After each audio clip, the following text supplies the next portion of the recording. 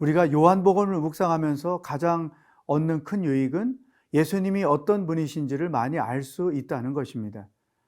특별히 사복음서에서 예수님이 어떤 분이신지를 잘 알아야, 그리고 그 예수님에 대하여 핵심적인 복음의 내용을 알아야 이제 서신서에 가서 말씀을 더 깊이 있게 이해할 수 있는 것이죠. 자, 예수님이 어떤 분인가? 오늘 본문에서 또 한번 함께 묵상해 보도록 하겠습니다.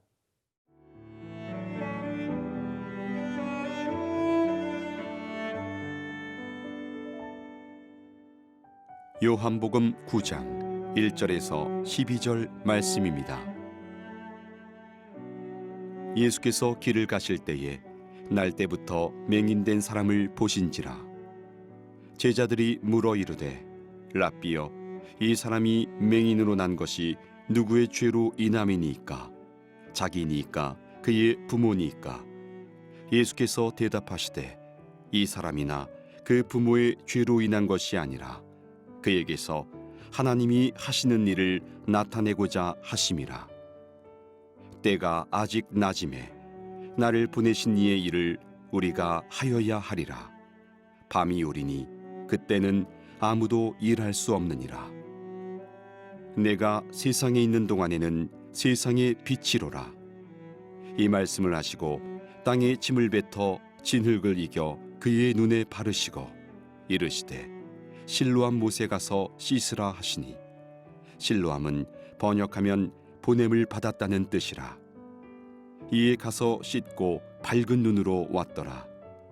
이웃 사람들과 전에 그가 거린인 것을 보았던 사람들이 이르되 이는 앉아서 구걸하던 자가 아니냐. 어떤 사람은 그 사람이라 하며 어떤 사람은 아니라 그와 비슷하다 하거늘 자기 말은 내가 그라 하니, 그들이 묻되 그러면 네 눈이 어떻게 떠졌느냐. 대답하되 예수라 하는 그 사람이 진흙을 이겨 내 눈에 바르고 나더러 실로암에 가서 씻으라 하기에 가서 씻었더니 보게 되었노라. 그들이 이르되 그가 어디 있느냐. 이르되 알지 못하노라 하니라. 여기 맹인 한 사람이 있습니다. 그 맹인에 대하여 유대인들은 이렇게 해석을 했습니다. 2절, 제자들이 물어 이르되 랍비여, 이 사람이 맹인으로 난 것이 누구의 죄로 인함이니까? 자기이니까 그의 부모이니까? 자, 맹인이 된 사람을 죄라고 생각하고 그 죄가 본인의 죄 때문에 생긴 겁니까? 또 조상들의 죄 때문에 생긴 겁니까? 이런 질문을 하는 것이죠. 여러분, 이 예수님 당시의 유대인들은 질병은 죄의 결과로 인식을 했습니다. 그래서 몸이 아픈 사람들은 다 죄인 취급을 한 것이죠. 그런데 부모가 지은 죄 때문에 몸이 아파서 벌을 받을 수도 있고, 또 본인의 죄 때문에 그 벌로 병이 나을 수도 있다는 거예요. 자, 이런 엄청난 편견, 오해, 혹은 영적인 무지, 이런 선입관, 이런 것들을 가지고 예수님께 찾아왔죠. 어쨌든 그 당시 사회는 죄인, 병자들을 이렇게 죄인 취급을 했던 것이죠. 근데 예수님은 해석을 완전히 다르게 하셨습니다. 3절, 예수께서 대답하시되 이 사람이나 그 부모의 죄로 인한 것이 아니라 그에게서 하나님이 하시는 일을 나타내고자 하심이라.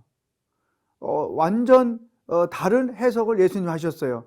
부모의 죄나 본인의 죄 때문이 아니라 하나님이 하시고자 하신 일을 나타내기 위한 병이다. 하나님의 능력을 나타내기 위한 병이다. 하나님의 살아계심을 보여주기 위한 병이다. 하나님의 영광을 나타내기 위한 병이다.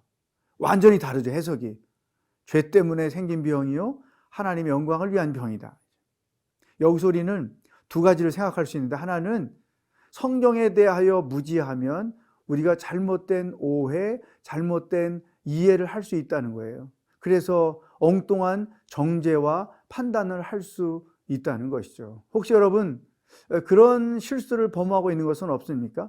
내가 옳다고 여기는 것, 전통적으로 관습적으로 가정이나 교회나 사회에서 내가 익숙하게 알고 있고 그게 옳은 것이라고 믿고 있는데, 사실 성경 말씀 깊이 들여다보면 그것은 인간의 잘못된 판단이지 진리가 아니라는 거죠.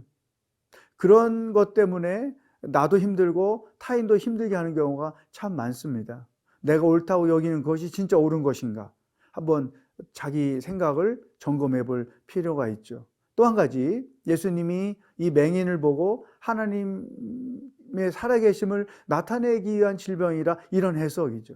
결국 이것을 보면 우리가 어떤 고난을 당해도, 질병을 포함해서 어떤 위기를 당해도 그것들이 하나님의 영광을 나타낼 수 있는 기회로 삼는 것이 중요하다.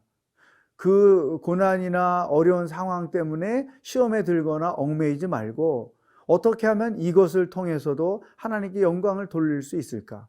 어떻게 이 고난의 상황 속에서 하나님의 능력을 나타낼 수 있을까? 내가 직면한 이 위기 속에서 어떻게 하나님의 살아계심을 나타낼 수 있을까? 이런 관심을 가지고 기도하는 것이 굉장히 필요합니다. 예를 들어 여러분 어떤 고난을 당했죠. 하나님, 이 고난이 하나님께 영광이 되기를 원합니다. 주의 뜻에 합당하게 이 문제들이 해결되게 해 주십시오.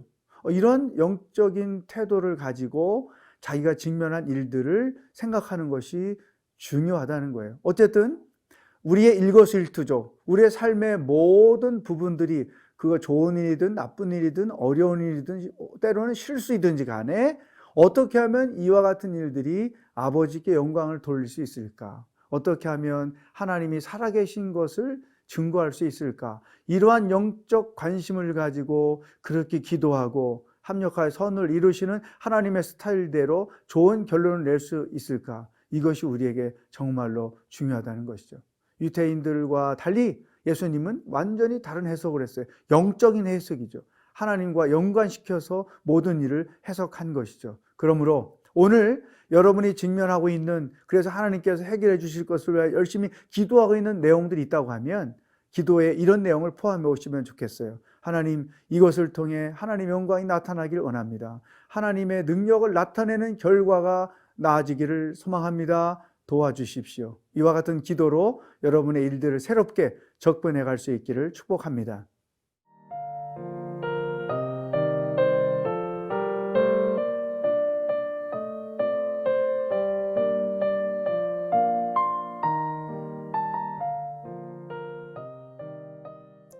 크리스찬들에게 우연은 없다.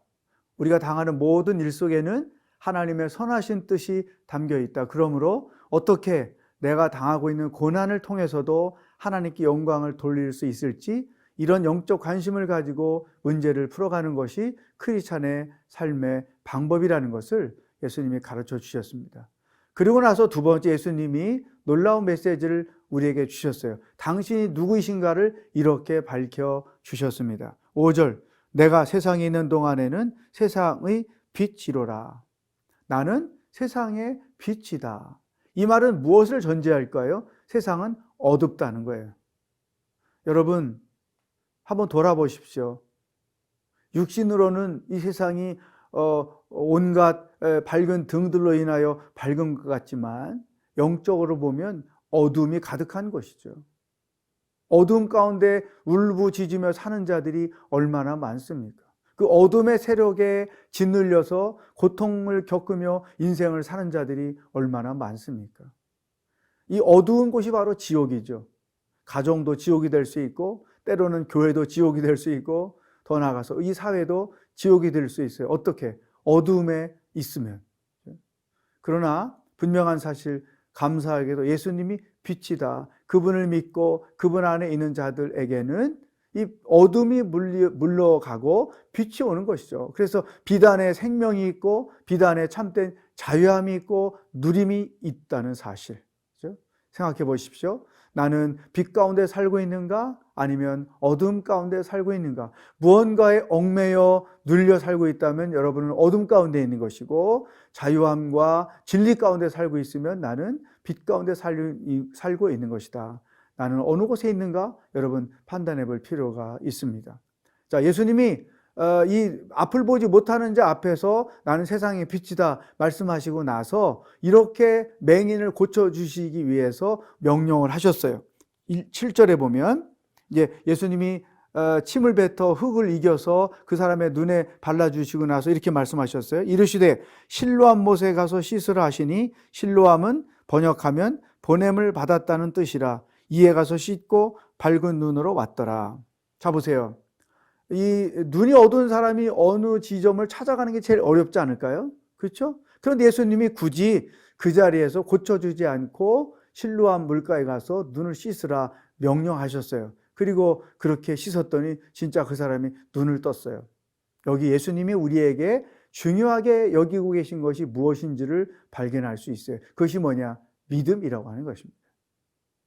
정말로 너가 믿음이 있으면 실로암까지 갈 것이고 믿음이 없으면 무슨 실로암이냐, 내가 눈이 어두워 가지 못하는데 라고 예수님의 말씀을 거역했겠죠. 그러니까 예수님은 이 고침받기를 원하는 맹인 안에 정말로 믿음이 있는지를 확인하신 거예요. 여러분, 오늘 우리가 여러 가지 시험을 만나지만 중요한 것은 그 상황 속에서 우리에게 믿음이 있는지를 하나님이 보고 계시다는 사실이에요.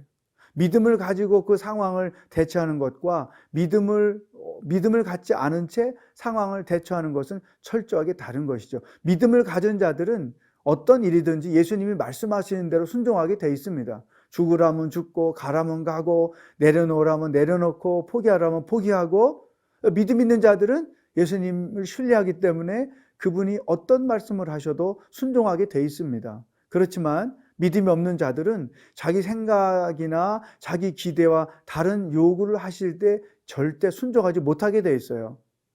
그러니까 예수님이 늘 병자들을 고치실 때마다 먼저 보시고 말씀하시는 것이 믿음이었던 것이죠. 그래서 내 믿음이 너를 구원했다, 믿음이 너를 낫게 했다, 이런 말씀을 하시거든요. 그러니까 이 실로암에 가서 씻으라고 말씀하신 이 내용, 믿음을 보셨다는 것이죠.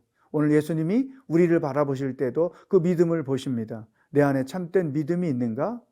그분이 무슨 말씀을 하셔도 나는 그 사실을 믿고 따라가는가? 아니면 내가 생각하고 이해하는 것만 따르려고 하는가? 우리 자신의 참된 믿음이 있는지를 돌이켜볼 필요가 있습니다. 오늘 하루 믿음을 생각하면서 살아가는 복된 날이 될 수 있기를 주의 이름으로 축복합니다. 기도하겠습니다.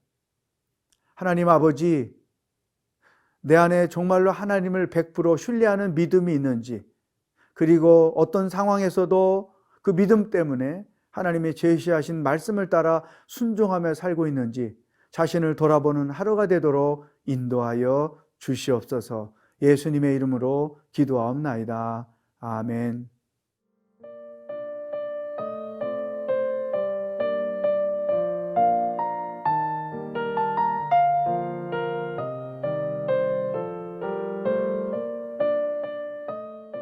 이 프로그램은 시청자 여러분의 소중한 후원으로 제작됩니다.